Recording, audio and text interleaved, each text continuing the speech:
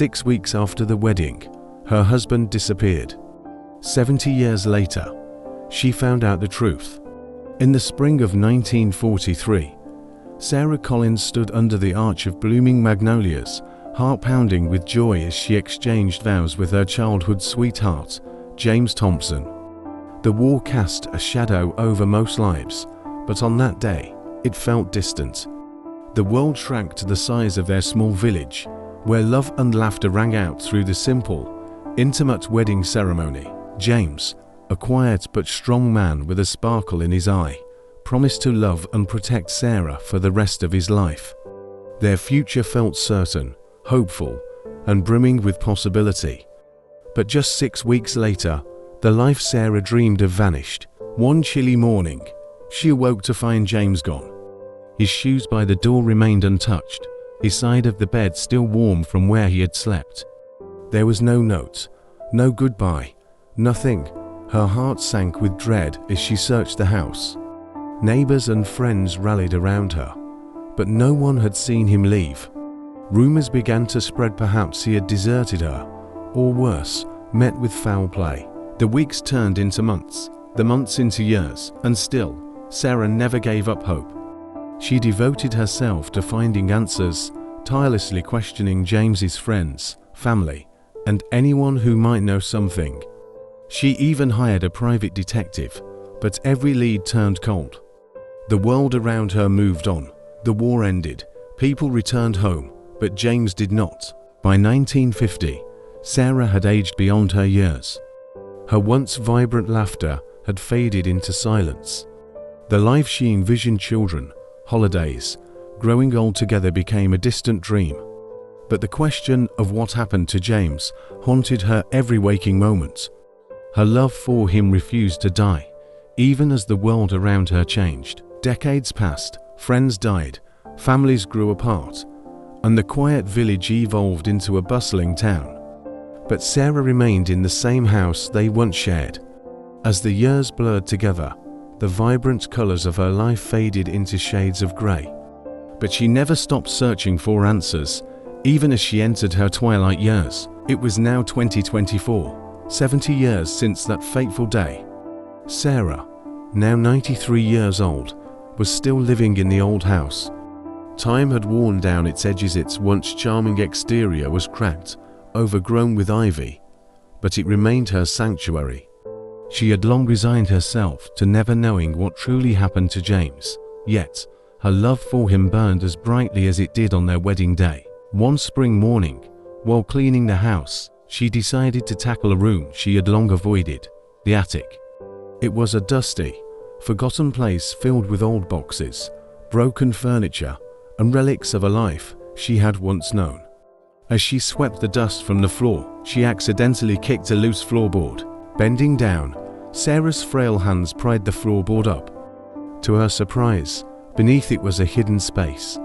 Inside, she found piles of James's personal belongings, letters, photographs, and a yellowed envelope tucked beneath a military jacket she had never seen before.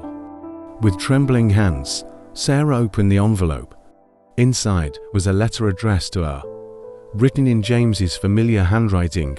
Her heart raced as she began to read. "My dearest Sarah," the letter began, "if you are reading this, then I did not return." Sarah's breath caught in her throat. Her hand shook as she continued.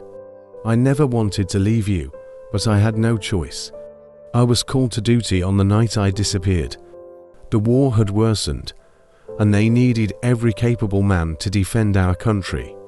I couldn't risk telling you, for fear that you would be in danger if anyone knew where I had gone." James explained that he had been part of a top-secret mission as a fighter pilot, one that would take him far from home with no guarantee of return. The enclosed official documents, faded but still legible, confirmed his sudden departure into the military's covert operations. "I asked you to wait for me, and I pray that you did. I will always love you, Sarah. If I do not return, know that I gave my life for something I believed in, for the people I loved." Tears filled Sarah's eyes as she clutched the letter to her chest.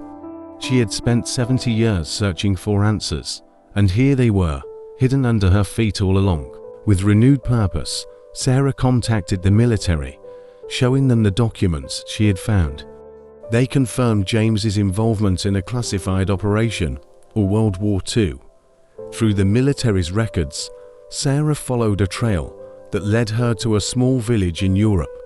She booked her first flight in decades, determined to finally discover the truth. When Sarah arrived in the village, she was greeted by the sight of a small square with a plaque in the center. Her heart stopped when she read the inscription, "In honor of James Thompson, who gave his life to save ours." The villagers recounted the day James's plane was hit by enemy fire. He had been flying a critical mission, and though he could have parachuted to safety, his plane was too close to the village.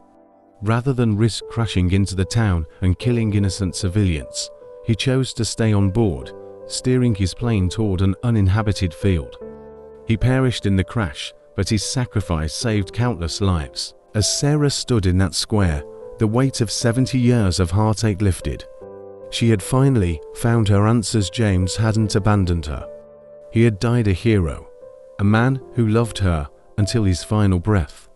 She wept openly, tears of both sorrow and peace. Returning to the old house, Sarah felt a sense of closure. She placed James's letter and belongings in a small box, a memory of a love that spanned a lifetime. Though she had spent decades searching for answers, she knew now that James had never truly left her. His sacrifice, his love, and his memory would live on forever. As Sarah stood in the quiet of her old home, the weight of 70 years of unanswered questions finally lifted from her shoulders. The discovery of James's sacrifice, his unwavering love, and the truth behind his disappearance left her feeling both overwhelmed and at peace. For the first time in decades, the house, though aged and worn, no longer felt like a place of loss. It was a place of love, memories, and heroism.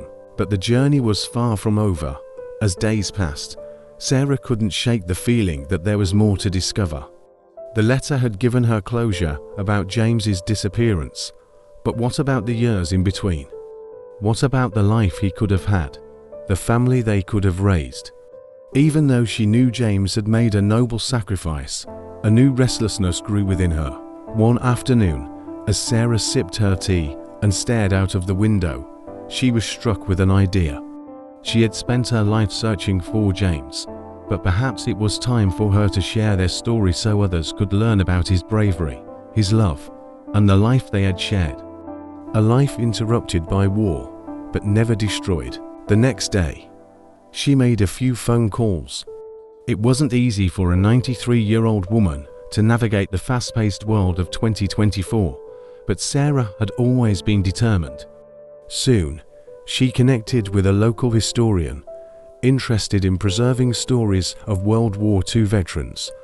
When Sarah told him about James, he was immediately intrigued. A week later, Sarah welcomed the historian, Matthew, into her home. He was a kind man in his 40s, fascinated by untold stories of the war. Together, they sat in the parlor, surrounded by old photos and keepsakes from her life with James. Matthew was mesmerized as Sarah shared her story. She began with the joy of their wedding, the bliss of those first 6 weeks, and then the heartache that followed his sudden disappearance. She recounted her tireless efforts to find him, the years of unanswered questions, and how she'd never stopped loving him. Finally, she revealed the discovery in the attic: the letter, the military documents, and the hidden truth that had eluded her for 7 decades. When she finished, Matthew sat in silence for a moment, clearly moved by her tale. "This story needs to be shared with the world," he said softly. "People need to know about James's sacrifice. His courage deserves to be remembered." Over the next few months, Matthew helped Sarah piece together every aspect of James's story. They visited the village in Europe once more, speaking to the elders and gathering first-hand accounts of that fateful day when James's plane crashed. The village still honored him as a hero, a man whose selfless acts saved their homes and lives. Together, they uncovered more details: military records, photographs of James's squadron, and even letters from comrades who remembered him as a brave and loyal friend. Sarah began to see James not only as her husband, but as a man who had touched many lives beyond her own. Matthew published the story in a book titled A Love Lost to War, found in Time, the story of Sarah and James Thompson. It was a beautiful tribute to James's life and sacrifice, as well as Sarah's decades-long quest for the truth. To Sarah's surprise, the book gained national attention. Journalists, historians, and readers were captivated by the tale of love, loss, and heroism.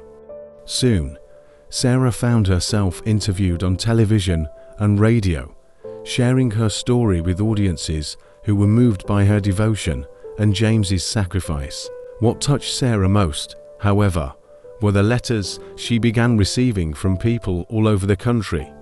Some were from families of soldiers who had gone missing in action, others from those who had lost loved ones in different wars. They all expressed how Sarah's story had given them hope, closure, or simply the courage to keep searching for answers. One letter, in particular, stood out to Sarah. It was from a woman named Margaret, who had lost her husband in a different part of Europe during World War II. She, too, had spent decades searching for answers, but unlike Sarah, Margaret had never found any. The letter was filled with both sadness and admiration, but it ended with a simple, powerful line. "Your story reminds me that love can outlast even the worst of times." As the months turned into years, Sarah's life became full once again. She was no longer just a woman mourning the loss of her husband. She had become a beacon of hope for others. She often spoke at schools, libraries, and veterans gatherings, sharing James's story and reminding people that, even in the darkest times, love and courage could change the world. One chilly autumn evening, just after her 95th birthday, Sarah sat by the fire in her living room, a photo of James in her hands. She no longer felt the pang of sadness when she thought of him.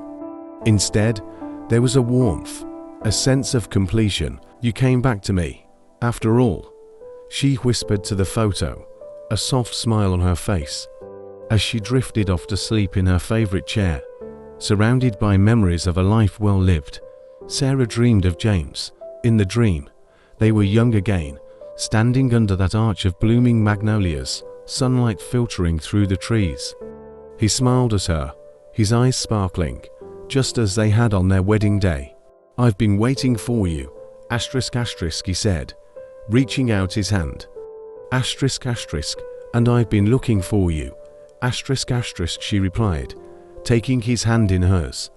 Together, they walked into the sunlight, their hearts light, their love eternal. "Join me in discovering more exciting stories," Sarah said softly to herself, reflecting on the journey that had taken 70 years to complete.